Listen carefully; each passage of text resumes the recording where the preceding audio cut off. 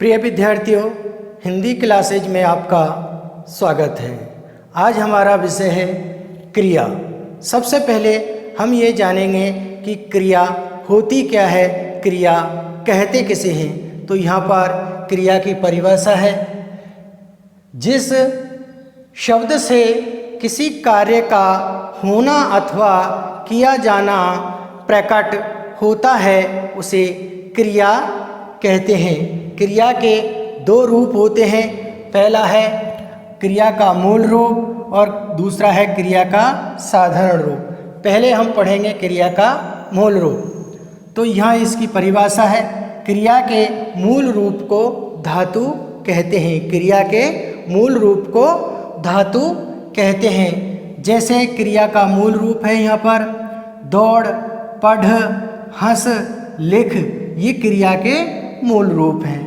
अब हम पढ़ेंगे क्रिया का साधारण रूप। क्रिया का साधारण रूप है, इसकी यहाँ पर परिभाषा है, क्रिया के मूल रूप में ना जोड़ने से क्रिया का साधारण रूप बनता है।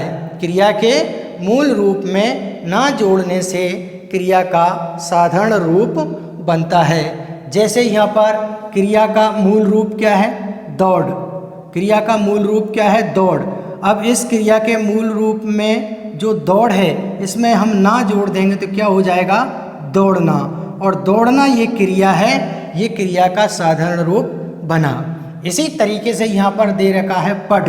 पढ़ यहाँ पर क्रिया का मूल रूप है। इस क्रिया के मूल रूप में हम ना जोड़ देंगे तो हो जाएगा पढ़ना। और पढ़ना ये क्रिया है, ये क्रिया का साधारण रूप बन गया। तो क्रिया के मूल रूप में हम ना जोड़ देंगे तो क्रिया का साधारण रूप बन जाता है। इसी तरीके से यहाँ पर क्रिया का मूल रूप क्या है, हंस। क्रिया का मूल रूप क्या है, हंस है। अब इस हंस में हम ना जोड़ देंगे तो क्रिया का साधारण रूप क्या बन जाएगा, हंसना। इसी तरीके से यहाँ पर है लिख। लिख यहाँ पर क्रिया का मूल रूप है और इस क्रिया के मूल रूप में हम ना जोड़ देंगे तो क्या हो जाएगा, लिखना। ये क्रिया का लिखना जो क्रिया है वो क्रिया का साधारण रूप बना। इसी तरीके से अब हम आगे बढ़ते हैं क्रिया के भेद।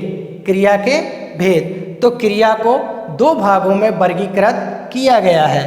पहला है कर्म के आधार पर क्रिया के भेद, दूसरा है प्रयोग या रचना के आधार पर क्रिया के भेद। क्रियाओं को दो भागों में वर्गीकृत किया गया है, पहला है कर्म के आधार पर और दूसरा है प्रयोग या रचना के आधार पर।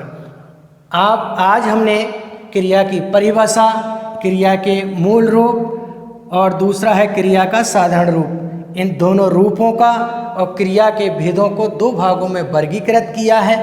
आप इन्हें अपनी उत्तर पुस्तिका में लिपिबद्ध करें ताकि आपकी परीक्षाओं में इनसे संबंधित प्रश्न अगर पूछे जाते हैं तो आप बड़ी सरलता और सुगमता के साथ उनका उत्तर दे सकते हैं। आज के लिए इतना ही, शेष कल पढ़ेंगे। Thank you.